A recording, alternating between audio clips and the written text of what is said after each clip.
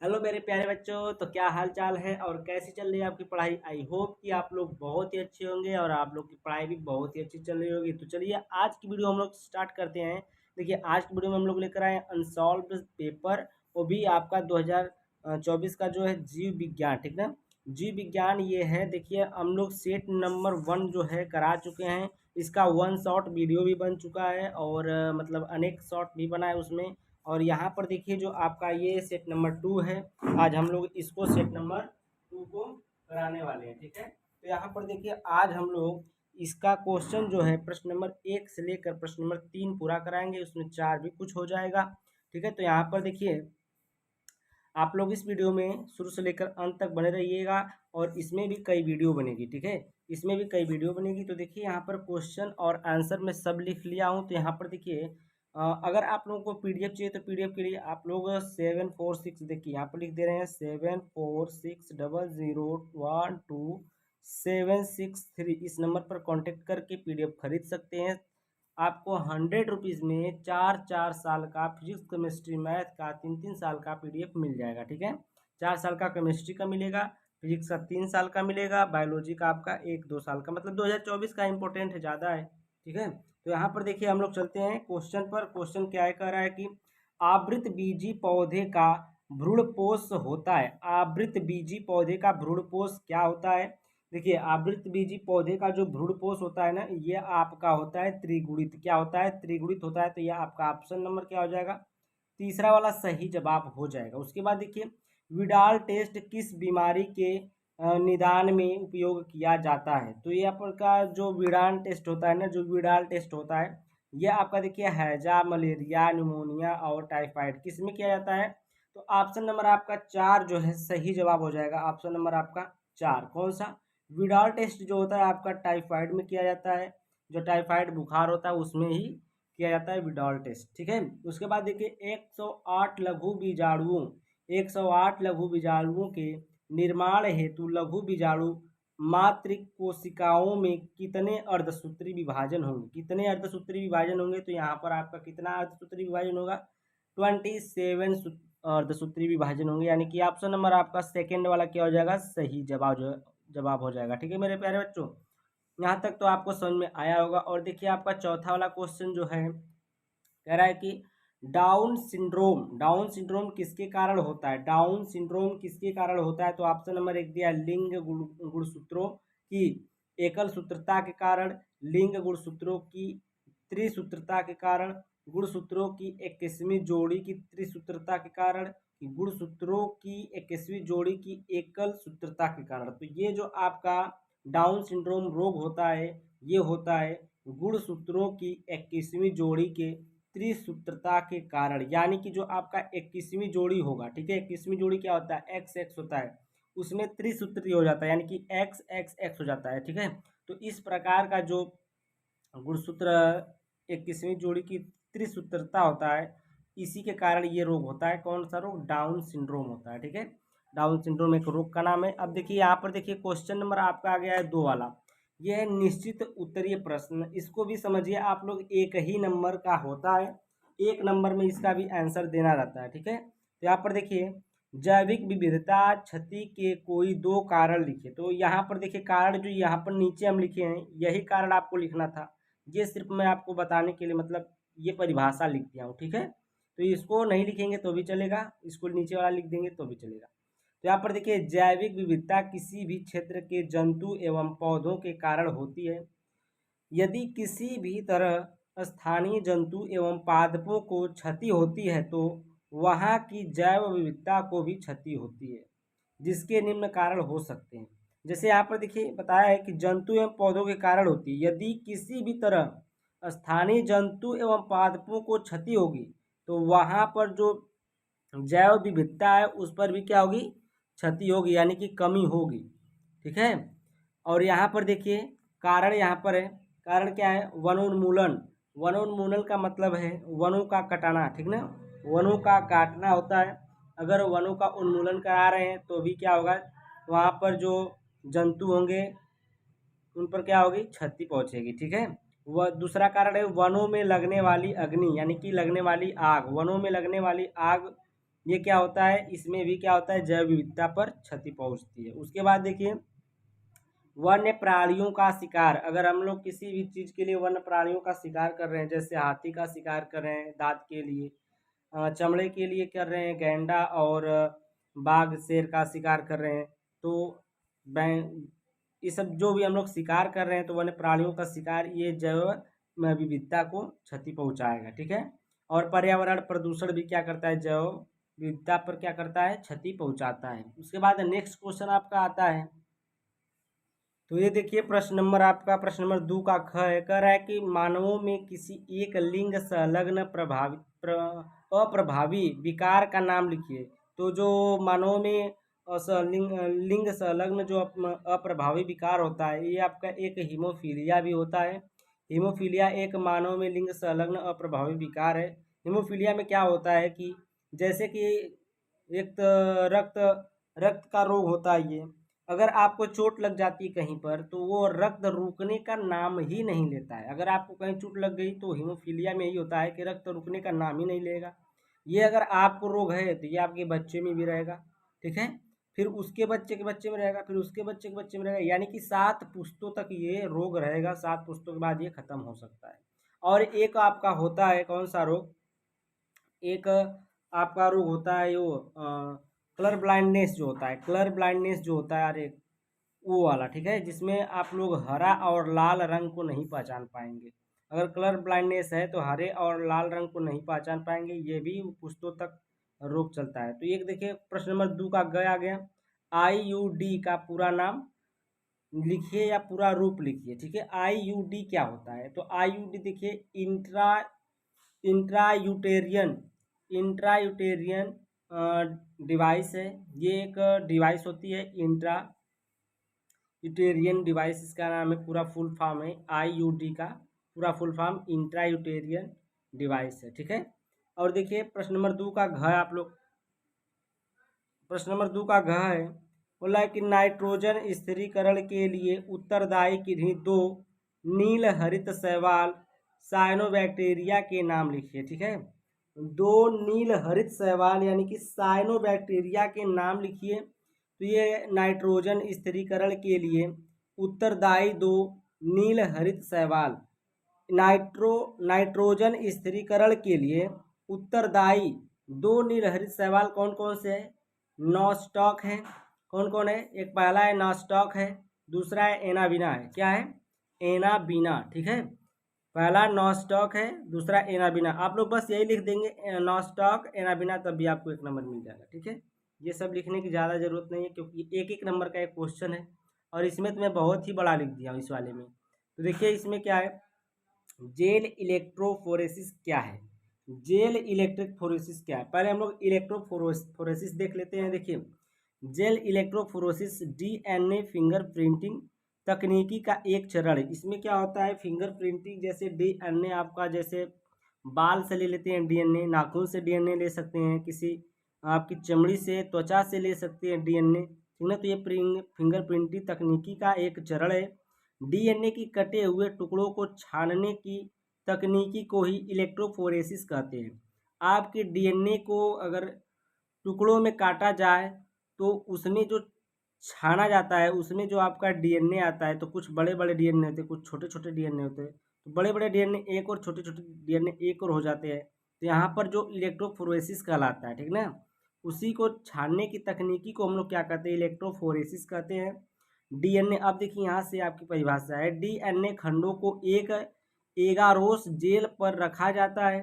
यह वास्तव में जिलेटिन की पतली पट्टी है। इसमें विद्युत धारा प्रवाहित की जाती है। इसमें DNA के बड़े खंड पृथक हो जाते हैं। इस प्रक्रिया को जेल इलेक्ट्रोफोरेसिस कहते हैं, ठीक ना। इसमें जो होता है आपका, जिलेटिन की एक पतली पट्टी होती है, जिसमें हम लोग क्या करते हैं, विद्युत धारा प्रवाहित करते हैं, और जो DNA में जो बड़े बड़े होते हैं वो पृथक हो जाते हैं। देखिए बड़े खंड जो होते हैं वो पृथक हो जाते हैं। इस प्रक्रिया को हम लोग जेल इलेक्ट्रोफोरेसिस कहते हैं। बस इतना ही लिखना है आपको। उसके बाद अति लघु उत्तरीय प्रश्न आ जाता है आपका, प्रश्न नंबर 3। तो प्रश्न नंबर आपका 3 क्या है, देखिए अति लघु उत्तरीय प्रश्न है, प्रश्न नंबर 3 करा है। प्रश्न नंबर 3, चिकित्सीय चिकित्सीय सगर्भता समापन यानी कि एमटीपी से क्या तात्पर्य है, इसको हम लोग इधर लिखे हैं दूसरे पेज पर। तो ये रहा आपका चिकित्सीय सगर्भता समापन, एमटीपी से क्या तात्पर्य है। तो देखिए, कभी कभी स्त्री की कुछ विशेष संरचनात्मक या क्रियात्मक स्थिति के कारण स्वतः गर्भपात हो जाता है, किंतु आजकल परिवार को सीमित रखने के उद्देश्य से गर्भपात या गर्भ समापन या एमटीपी किया जाता है। देखिए, एमटीपी का मतलब होता है अबॉर्शन, ठीक ना। अबॉर्शन का मतलब आप लोग समझ रहे होंगे क्या होता है, गर्भपात का समापन करना होता है। तो ये सब गलत बात है कि अबॉर्शन कराना, ठीक ना। अबॉर्शन नहीं कराना चाहिए, भगवान ने जो दिया है उसको एक्सेप्ट करना चाहिए, ठीक है, चाहे वो क्या हो, बच्ची हो या बच्चा हो। तो कितने लोग होते हैं कि जो पेट में ही देख लेते हैं बच्ची है बच्चे, और इसका पता लगाना भी कानूनन अपराध है। तो यहाँ पर देखिए, एमटीपी का फुल फॉर्म होता है medical termination of pregnancy. Medical termination of pregnancy इसका क्या होता है, फुल फॉर्म होता है। अब देखिए, मानव इंसुलिन क्या है। प्रश्न नंबर 3 का ख है कि मानव इंसुलिन क्या है। मानव इंसुलिन एक लघु प्रोटीन हार्मोन्स है। यह अग्नाशय के बीटा कोशिकाओं के द्वारा बनता है। किसके द्वारा, यह बीटा कोशिकाओं किसके, यह अग्नाशय के बीटा कोशिकाओं के द्वारा बनता है। यह रुधिर में ग्लूकोज की मात्रा पर निर्भर होता है। जो आपका इंसुलिन होता है वह रुधिर के जो ग्लूकोज होता है, जो मिठास होता है, उसी पर ये निर्भर होता है। जब शरीर में इंसुलिन की कमी हो जाती है तो रक्त में ग्लूकोज की मात्रा बढ़ जाती है। जब आप में इंसुलिन की कमी होगी आपके शरीर में तो क्या होगा, आपकी ग्लूकोज की मात्रा बढ़ जाएगी, जिसे हम लोग मधुमेह कहते हैं। मधुमेह का मतलब आप लोग समझ रहे होंगे, अगर ग्लूकोज की मात्रा बढ़ी यानी कि आप में मिठास बढ़ रही, मिठास का मतलब आप में शुगर बढ़ रहा है। मधुमेह का मतलब ही होता है शुगर, ठीक ना। मधुमेह का मतलब क्या होता है, शुगर होता है, ठीक है। मधुमेह यानी कि शुगर बढ़ गया। तो यहाँ पर देखिए, सक्रिय एवं निष्क्रिय प्रतिरक्षा क्या होता है। प्रश्न नंबर 3 का ग है, सक्रिय एवं निष्क्रिय प्रतिरक्षा क्या है। तो देखिए, यहाँ पर सक्रिय प्रतिरक्षा जब परपोषी प्रतिजनों का सामना करता है तो उसके शरीर में प्रतिरक्षी पैदा होते हैं। इस प्रकार की प्रतिरक्षा को सक्रिय प्रतिरक्षा कहते हैं। जैसे जब कोई परपोषी अगर हमारे शरीर में, जैसे कोई जीवाणु हो, कई बैक्टीरिया होती है, कुछ ऐसी बैक्टीरिया होती है हमारे शरीर में जो हमारे शरीर की रक्षा करती है, यानी कि जो खराब जीवाणुओं को, खराब विषाणुओं को आने से हमारे शरीर में रोकते हैं, ठीक ना। तो उसी की प्रतिरक्षा को हम लोग क्या करते हैं, सक्रिय प्रतिरक्षा करते हैं। निष्क्रिय प्रतिरक्षा क्या है, जब शरीर की रक्षा के लिए बने बनाए प्रतिरक्षी सीधे ही शरीर को दिए जाते हैं तो यह निष्क्रिय प्रतिरक्षा कहलाती है। जब शरीर की रक्षा के लिए बने बनाए प्रतिरक्षी सीधे ही शरीर को दिए जाते हैं तो यह निष्क्रिय प्रतिरक्षा है, ठीक है। अगला देखिए, डीएनए एवं आरएनए में कोई दो अंतर लिखिए। तो एकदम मैं सटीक लिखा हूँ, दो ही अंतर लिखा हूँ, ज़्यादा नहीं लिखा हूँ, बस दो अंतर। तो यहाँ पर देखिए, डीएनए एवं आरएनए में कोई दो अंतर लिखिए। प्रश्न नंबर 3 का घ है। तो देखिए, यहाँ पर डीएनए में डीऑक्सीराइबोस शर्करा होती है और आरएनए में राइबोस शर्करा होती है। पहला अंतर हो गया ना, डीएनए में डीऑक्सीराइबोस शर्करा होती है और आरएनए में कौन सा राइबोस शर्करा होती है, राइबोस शर्करा होती है, सिर्फ राइबोस शर्करा। दूसरा है, डीएनए में एडेनिन, गुआनिन, साइटोसिन, थायमिन क्षारक होते हैं। डीएनए में कौन से, एडेनिन, गुआनिन, साइटोसिन, थायमिन क्षारक होते हैं। और आरएनए में एडेनिन, गुआनिन, साइटोसिन और थायमिन की जगह पर क्या हो जाता है, यूरेसिल क्षारक हो जाता है, ठीक है। तो एडेनिन, गुआनिन, आरएनए में एडेनिन, गुआनिन, साइटोसिन, यूरेसिल क्षारक पाए जाते हैं। उसके बाद देखिए, हम लोग अंगा वाले पर आते हैं। तो यहाँ पर देखिए, आपका आ गया प्रश्न नंबर 3 का अंगा वाला है। अंगा वाला क्या कर रहा है, पारितंत्र में उत्पादकता को परिभाषित कीजिए। पारितंत्र में उत्पादकता को क्या करना है, परिभाषित कीजिए। उत्पादक पारितंत्र का महत्वपूर्ण घटक है। देखिए, उत्पादक जो होता है वो पारितंत्र का महत्वपूर्ण घटक है। हरे पौधे एकमात्र उत्पादक हैं। यह प्रकाश संश्लेषण क्रिया द्वारा अपना भोजन स्वयं बनाते हैं। प्रकाश संश्लेषण क्रिया के फलस्वरूप कार्बनिक यौगिक कार्बोहाइड्रेट का निर्माण करते हैं, जो हरे पौधे में विभिन्न रूपों में ऊतकों में संचित रहता है। क्या रहता है? संचित रहता है। तो यहाँ पर देखिए, एक बार इसको फिर से पढ़ लीजिए। उत्पादक पारितंत्र का महत्वपूर्ण घटक है। हरे पौधे एकमात्र उत्पादक हैं। यह प्रकाश संश्लेषण क्रिया द्वारा अपना भोजन स्वयं बनाते हैं। प्रकाश संश्लेषण क्रिया के फलस्वरूप कार्बनिक यौगिक यानी कि कार्बोहाइड्रेट कह सकते हैं का निर्माण करते हैं, जो हरे पौधे में विभिन्न रूपों में ऊतकों में संचित रहते हैं। ये कहाँ पर संचित रहते हैं? कहाँ पर रुके रहते हैं? ये ऊतकों में रुके रहते हैं। उसके बाद देखिए, ये वाला आता है प्रश्न नंबर 4 का क। प्रश्न नंबर 4 का क है, कह रहा है कि उत्परिवर्तन की उदाहरण सहित व्याख्या कीजिए। उत्परिवर्तन की उदाहरण सहित व्याख्या कीजिए। लघु उत्तरीय प्रश्न है, यानी कि कुछ इसमें ज़्यादा बना चढ़ा के लिखना है, तो बहुत ज़्यादा हम नहीं लिखें, एकदम सटीक सटीक लिखें, जितना होता है उतना ही लिखें। यहाँ पर देखिए, किसी जीव की आनुवांशिक संरचना में पुनर्योजन के अतिरिक्त किसी अन्य कारण से होने वाला कोई भी वंशागत परिवर्तन उत्परिवर्तन कहलाता है। ये परिवर्तन जीन अथवा जीन को धारण करने वाले गुणसूत्रों की संरचना में होते हैं। देखिए, जो जीव की आनुवंशिक संरचना में पुनर्योजन के अतिरिक्त किसी अन्य कारण से होने वाला कोई वंशागत परिवर्तन उत्परिवर्तन कहलाता है। यानी कि इसको हम लोग क्या करते हैं? परिवर्तन करवा सकते हैं। अपना जो डीएनए होता है, उसमें जो आनुवंशिक चीज़ें, डीएनए में जो जीन होता है, उसमें हम लोग क्या करते हैं? परिवर्तन करवा देते हैं। ठीक है ना? परिवर्तन करवाने के बाद जैसे उसी परिवर्तन को हम लोग, परिवर्तन का मतलब होता है कुछ चेंज हो जाता है, उसमें कुछ चेंज हो जाता है, तो उसी चेंजिंग को हम लोग उत्परिवर्तन कहलाता है। वही परिवर्तन क्या कहलाता है? उत्परिवर्तन कहलाता है। ये परिवर्तन जीन अथवा जीन को धारण करने वाले गुणसूत्रों की संरचना में होते हैं। यानी कि जो ये परिवर्तन होता है, जो जीन होता है, उसी जीन के गुणसूत्रों की संरचना में होते हैं। यानी कि गुणसूत्र में ये परिवर्तन किस में होता है? गुणसूत्र में। जैसे एक्स एक्स हो गया, एक्स वाई हो गया, ठीक है। तो महिलाओं में कौन सा गुणसूत्र पाया जाता है? एक्स वाई पाया जाता है, और पुरुषों में एक्स एक्स गुणसूत्र पाया जाता है, ठीक है। तो उसी में हम लोग चेंज करते हैं, जब उसी चेंज को हम लोग क्या करते हैं, क्या कहते हैं? उत्परिवर्तन करते हैं, ठीक है। यहाँ पर देखिए, नेक्स्ट वाला है प्रश्न नंबर ख है, चौथे का ख। आनुवंशिक इंजीनियरिंग क्या है? आनुवंशिक इंजीनियरिंग के किन्हीं दो अनुप्रयोग को लिखिए। देखिए, आनुवंशिक इंजीनियरिंग क्या है? जीव की वह शाखा जिसके अंतर्गत डीएनए के अणु अथवा जीन्स को स्वेच्छापूर्वक काट छाट एवं मरम्मत करके जीवों के लक्षणों को परिवर्तित किया जाता है, जिससे उनमें नए लक्षणों को उत्पन्न किया जा सके या किसी रोग का उपचार किया जा सके, आनुवंशिक अभियांत्रिकी या इंजीनियरिंग कहलाती है। आनुवंशिक अभियांत्रिकी के पिता पॉल वर्ग हैं। इनके पिता कौन है? इनकी खोज किसने किया था? तो पॉल वर्ग ने किया था इसकी खोज।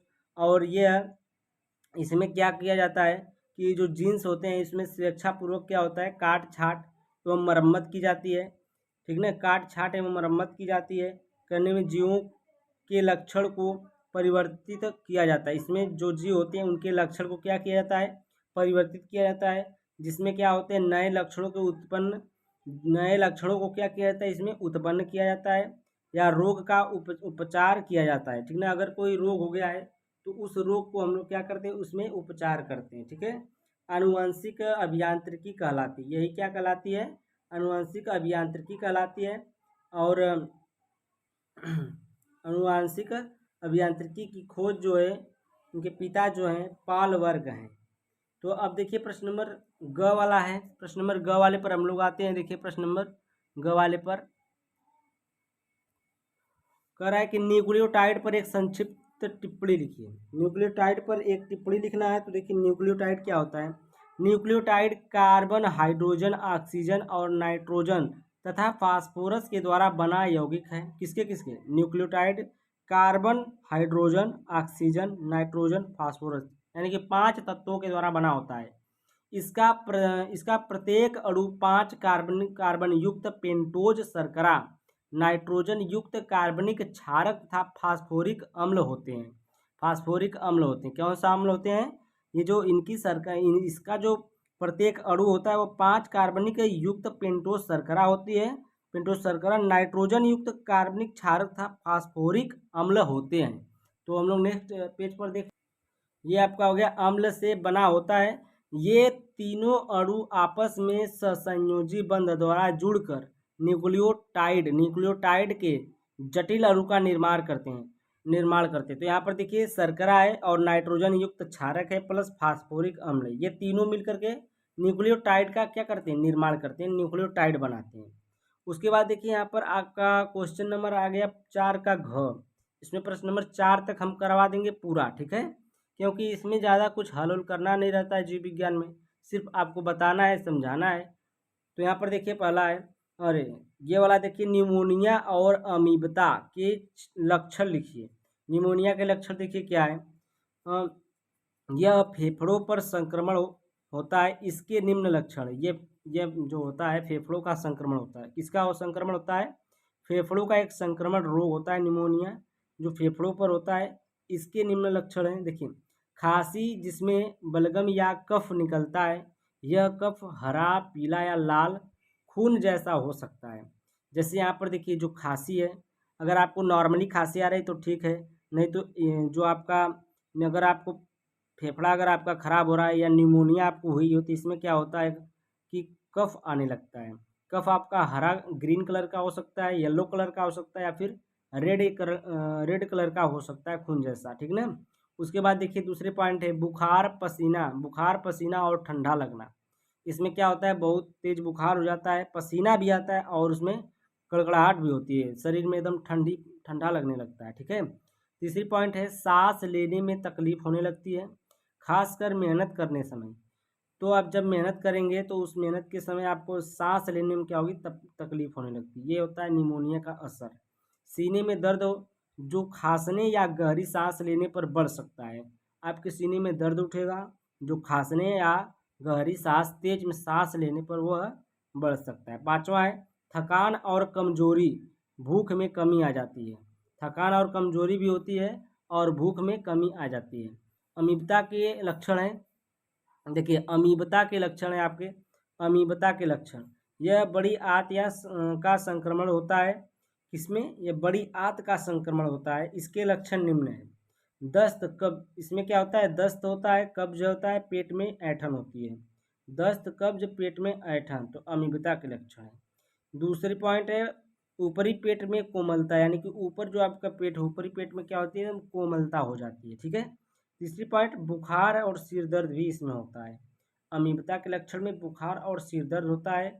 और चौथी मतली और उल्टी, मतली का मतलब उल्टी जैसे लगना, ठीक है, मतली उसको कहते हैं। और उल्टी आना या फिर भ्रम में लगना कि भ्रम की उल्टी होगी या नहीं होगी। तो यहाँ पर देखिए प्रश्न नंबर 5वां अभी हम लिखे नहीं है, तो इसको अब जब लिख लेंगे तो हम इसको करा लेंगे, ठीक है।